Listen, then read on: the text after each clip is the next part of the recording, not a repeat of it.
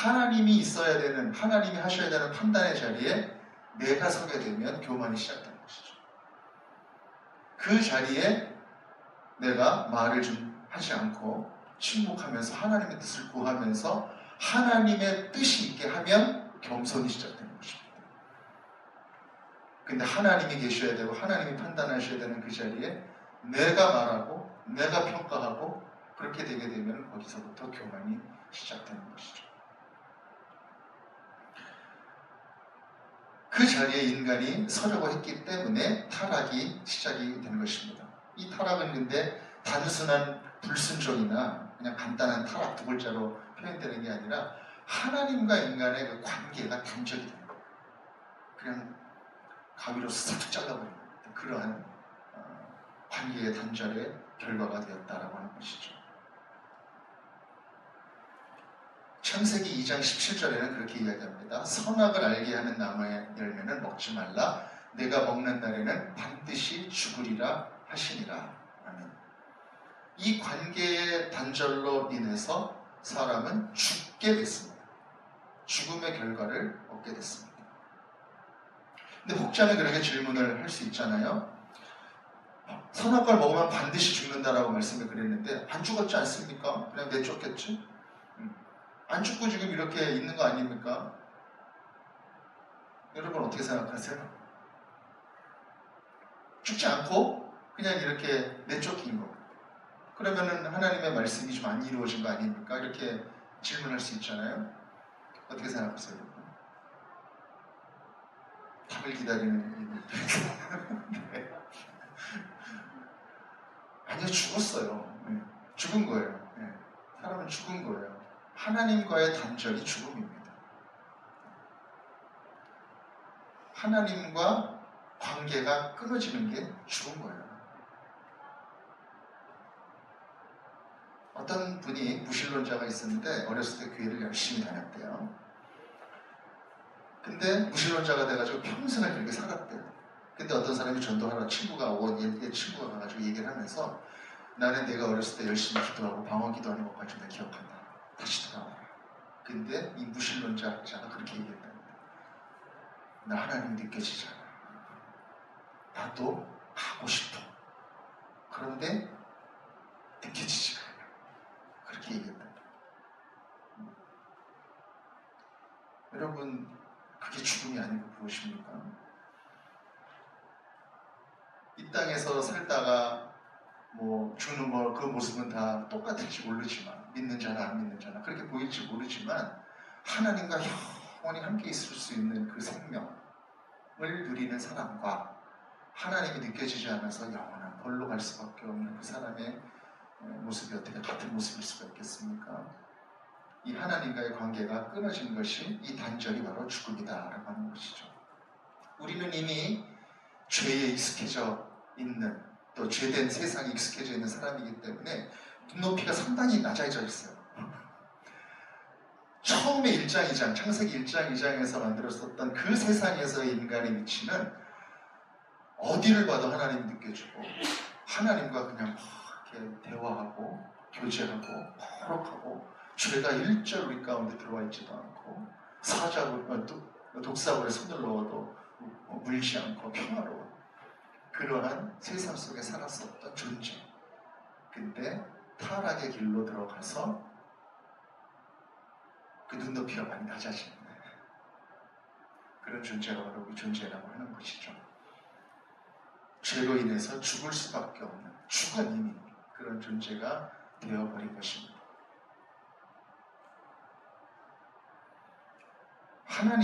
하나님의 복음은 바로 여기에서부터 출발을 했습니다. 하나님은 아이쿠 하셨던 것 같아요.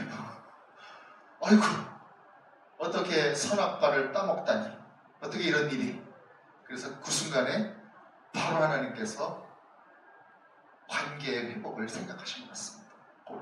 여러분 아이가 이렇게 손잡고 가다가 갑자기 아이가 팍 넘어지잖아요. 팍 넘어지면은 그 순간에 그냥 얼른 가서 그냥 일으키잖아요. 그냥 반사적으로 그냥 그렇게 하나님께서 하셨던 사건이 바로 오늘 태초의 언약 사건이었습니다.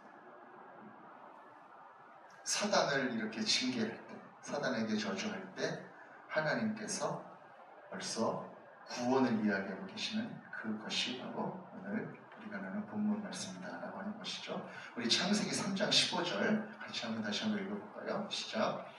내가 너로 여자와 원수가 되게 하고 내 후손도 여자의 후손과 원수가 되게 하리니 여자의 후손은 내 머리를 상하게 할 것이요 너는 그의 발꿈치를 상하게 할 것이니라 하시고 아멘. 제가 영어로 NIV 한번 읽어볼게요. And I will put enmity between you and the woman and between your offspring and hers. He will crush your head and you will strike his heel. 이렇게 읽고 있습니다. 하나님이 뱀을 저주하셨어요. 처음에 속임수를 했었더니 뱀을 저주하신 후에 너는 이제 벼룩이고 흙을 먹게 될 것이다 라고 이야기하신 후에 이 15절 말씀을 하신 겁니다. 이 15절 말씀 가운데 여자의 후손이 내 머리를 상하게 할 것이다. 창세기 3장 15절 하반절에 그렇게 말씀을 하셨습니다. 이 말씀이 인간의 타락 직후에 바로 최초의 구원을 주셨던 그 약속이었다라고 하는 것입니다. 이 말씀, 죄가 생겨버린 그 자리에 바로 즉시 그 사단에 대해서 하신 직자적인 선포, 가장 처음 주어진 복음이다. 그래서 이것을 신학적으로 원시복음이다 이렇게 이야기합니다. 원시복음, 가장 처음 주셨던 복음이다라고 하는 것이죠. 여기서 이야기하는 3장 19절에서 이야기하는 여자의 후손은 이제 훗날 동정녀에게서 나실 예수 그리스도를 의미하고요. 뱀의 머리를 상하게 할 것이다 라고 하는 그 말은 죄와 사단의 권세를 멸하실 구속의 승리를 의미한다는 것이죠. 그리고 그의 발꿈치를 상하게 할 것이다 라고 하는 것은 그 구원의 과정, 구속의 과정 가운데 십자가의 고난을 통과하는 어떤 그러한 성자의 상처, 아픔, 죽음, 이것을 이야기한다 하는 것입니다. 그리고 여자의 후손이 내 머리를 상하게 할 것이다 라고 했을 때 그 머리는 치명적인 손상을 의미합니다. 치명적인 손상, 완전히 멸절시켜버리는 그것. 하지만 발꿈치, 그의 발꿈치를 상하게 할 것이다 했을 때 그 발꿈치는 치명적이지 않은 상처, 그리고 그 머리를 짓이기 위한 하나의 과정으로 이렇게 해석이 된다라고 하는 것입니다. 그래서 이 사건이 인류의 첫 번째 죄가 일어난 바로 그 자리에서 하나님은 이미 구속의 길을 시작하신, 열어두신 바로 그 사건이다라고 하는 것입니다. 심판보다 먼저 은혜를 선언하셨던 그 사건. 그래서 내쫓으시면서도 가죽옷을 입혀서 내쫓으시고 또 구원의 약속도 주셨던 하나님의 마음이 잘 담겨져 있는 그러한 말씀이다라고 하는 것이죠. 어떤 분들은, 저도 이제 그런 생각을 한 적이 있는 것 같아요. 이런 질문을 할 수가 있습니다. 목사님 이거 너무 확대 해석 아닙니까? 확대 해석 아닙니까? 이렇게까지 해석을 해야만 합니까? 그냥 문자 그대로 이렇게 읽어보면 그냥 여자가 뱀을 더 징그러워하게 될 것이다라는 그런 단순한 그러한 예언으로 그냥 우리가 받아들일 수도 있지 않겠습니까? 그렇게 질문할 수도 있을 것 같습니다. 근데 가만히 생각해 보니까 일단 그렇게 생각해도 맞는 것 같아요. 왜냐면은 여자분들이 더 특히 뱀을 더 징그러워하지 않습니까? 뭐 좀 뱀 좋아하시는 분들이 있을지 모르겠는데 더 징그러워하는 건 맞는 것 같아요. 그래서 그렇게 해석해도 뭐 틀렸다 이렇게 할 수는 없을 것 같긴 합니다. 그런데 그렇게 해석하고 말기에는 너무 헤비합니다. 이 말씀 자체가. 그냥 그렇게만 해석하고 넘어가기에는 너무 의미들이 많이 들어있다는 생각이 좀 드는 것이죠. 여자의 후손을 그러면은 여자만 의미해야 되는데, 그렇죠? 그럼 여자의 후손이 여자만 있습니까? 그렇지 않잖아요. 남자도 있고 여자도 있잖아요. 그러니까 일단은 여자가 더 뱀을 더 징그러워하게 될 거라고 하는 해석은 조금 부족한 해석이라고 볼 수도 있겠죠. 그리고 보통 보면은 그 당시 이제 근동 문화도 그렇고 계속 이제 인류의 역사를 보면 후손을 이야기할 때는 보통 남자의 후손을 얘기합니다. 남자의 후손. 그렇죠? 남자의 후손을 이야기하는데 여자의 후손이다라고 특별하게 이야기를 했습니다. 여자의 후손. 그것은 그 안에 어떤 특별한 의도와 목적이 있다. 이렇게 생각을 하게 되는 것이죠. 여자의 후손. 그리고 여기 보면 아까 우리가 영문으로 읽었지만 자손이라고 하는 말을 이제 영어로 offspring이라고 하는 단어를 썼습니다. offspring. 히브리어로는 제라라고 하는 뜻을 썼습니다. 근데 offspring도 이 자손이라고 하는 뜻인데 형태는 단수 형태로 쓰이지만 의미는 단수가 될 수도 있고 복수가 될 수도 있는 그런 단어잖아요. 이 family라고 하는 단어도 그렇지 않습니까? family. 사용하다 보면은 그냥 패밀리 단수로 가족이라고 하는 단어로 사용할 수도 있지만 그런 문장이 있다 그래요. The family are arguing each other. 그러면 그 패밀리가 서로 그 안에 이제 멤버들 복수의 의미를 담고 서로 이제 많은 사람들이 뭐 다툼하고 있다 뭐 이런 뜻이 되는 건데 그런 단어와 비슷하다고 하는 것이죠. offspring. 이 히브리어 제라라고 하는 말도 같은 말입니다. 특별히 이제 아브라함의 자손이다 그랬을 때도 아브라함의 자손이 복수가 될 수도 있고 단수가 될 수도 있는 그러한 단어로 거기도 이제 제라라고 하는 단어를 썼는데 그렇게 사용을 했습니다. 그런데 재밌는 것은 이 15절 후반에 보면은 이 오프스프링이라고 하는 말을 단수로 받고 있다는 거예요. 단수. 만약에 많은 후손들의 의미로 사용했다면은 그것을 뭐 they라고 바거나 뭐 그들의 무엇이다 그러면 their 뭐 his 뭐 이런 식으로 바거나 그랬을 텐데 거기 보면은 he will crush your head. 그래서 he라고 하는 단수로 받았고 그 다음에 you will strike his heel. 그래가지고 단수로 받았다는 것입니다. 단수.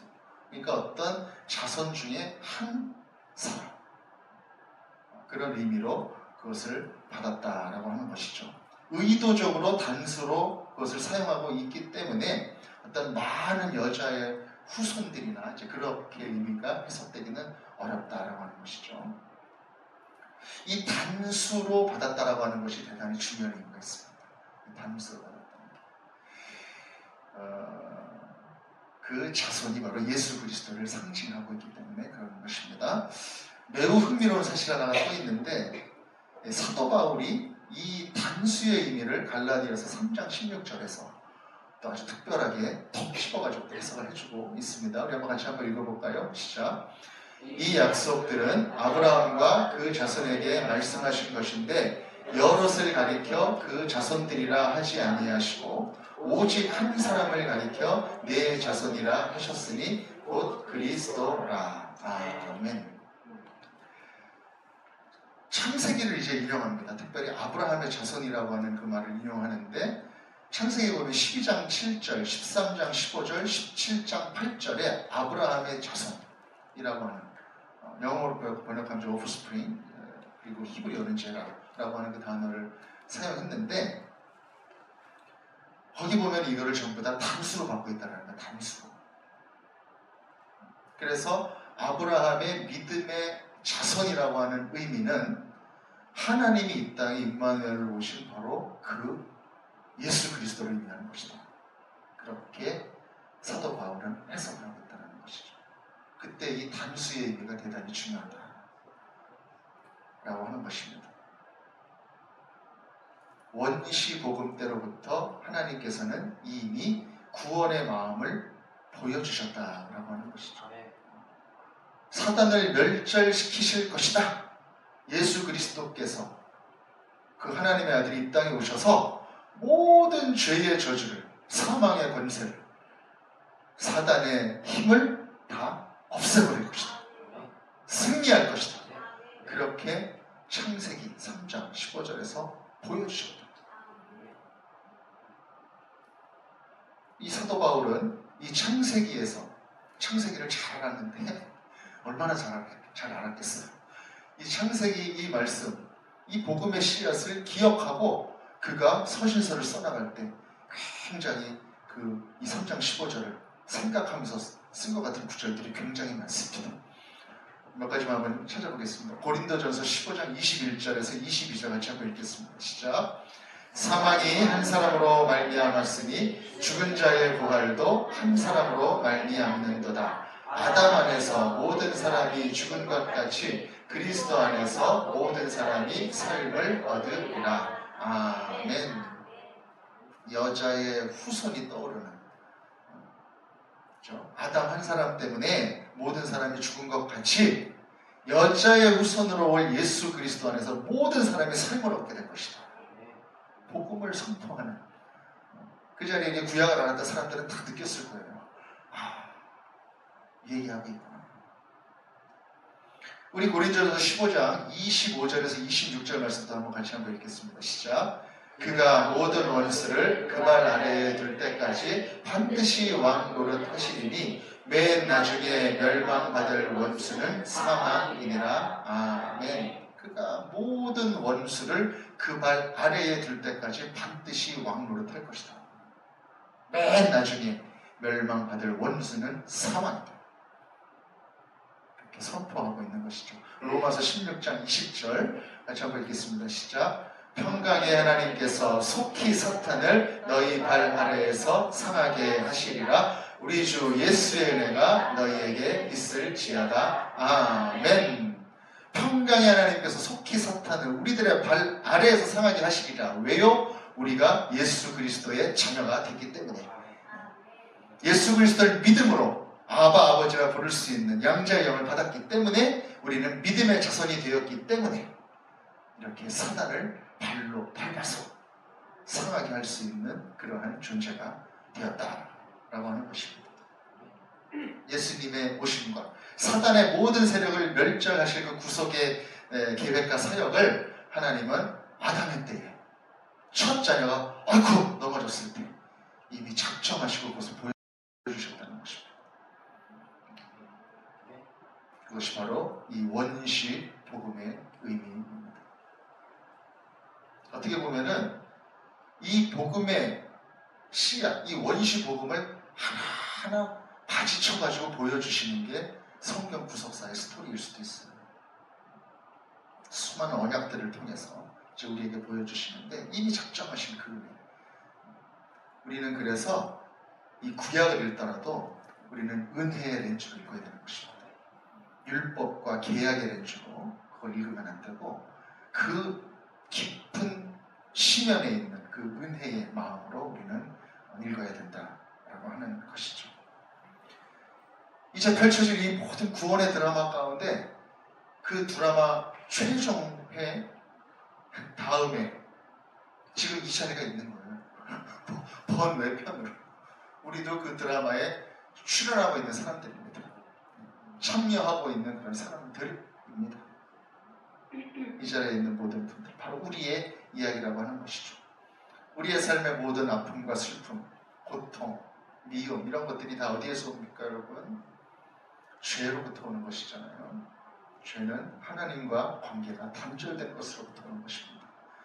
여러분, 하나님이 깊이 느껴지고 막 기도할 때 하나님이 다 들어주시는 것 같은 그러한 자리에서 그 고통이나 미움이나 이런 것들이 생각납니까? 그렇지 않아요? 저는 막 기도하고 막 이럴 때 분명히 1시간 지났기 때문에 어깨가 아프고 막 손 내려야 되는 타임일 것 같은데 손도 안 내려주더라고요.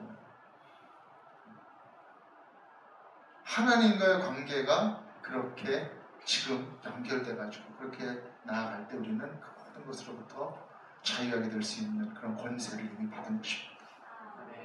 그것을 우리는 누려야 되는 것이죠. 그러니까 때로는 죄의 흔적 가운데 고통받고 넘어질 때도 있지만 아직 육을 입고 있기 때문에 그렇지만 우리는 그때 다시 하나님을 바라봐야 하는 것입니다. 십자가의 보혈을 뒤집어 써야 되는 것입니다. 다시 주님 앞에 나아가야 하는 것입니다. 그렇게 할 수 있도록 우리 가운데 찾아오신 그분이 바로 예수 그리스도이십니다. 그 크신 구속의 드라마의 맨 마지막에 지금 우리가 있다라고 하는 것이죠. 우리는 생명의 말씀 교회 에클레시아입니다. 그 드라마를 이제 멋지게 써나갈 것입니다. 2026년에 우리들끼리도 써내려가고 또 우리 예배 자리를 찾는 그분들과 함께 이야기를 써내려갈 것이고 우리 주변에 있는 많은 세상길 혼자 외롭게 걸어가고 있는 그 사람들과 함께 복음을 전하면서 이 이야기를 써내려갈 것입니다. 우리 생명의 말씀께 모든 성도님들 2026년에 단톡방이 왁자질 거라니까 너무 좋습니다. 그냥 좋아요도 많이 누르고 그냥 티를 내세요. 내가 보고 있다. 아멘도 누르고 뭐 이렇게 아주 그냥 무슨 에세이 같이 안 올려도 좋습니다. 뭐 두 줄 이렇게 탁 그때 말씀 읽고 그냥 나누고 고백되고 싶은 말 있으면 그냥 올리세요. 예. 그래서 같이 나누고 함께 한다라고 하는 그런 마음으로 우리 단톡방이 말씀의 은혜로 풍성하게 채워지는 그런 2026년 되기를 간절히 바라고 또 끝까지 우리가 함께 말씀 가운데 완주할 수 있는 복되한 한 해 될 수 있기를 말씀 따라 성령 따라 다시 일어서는 한 해 되기를 우리 구주 예수 그리스도의 이름으로 간절히 축복합니다. 아멘.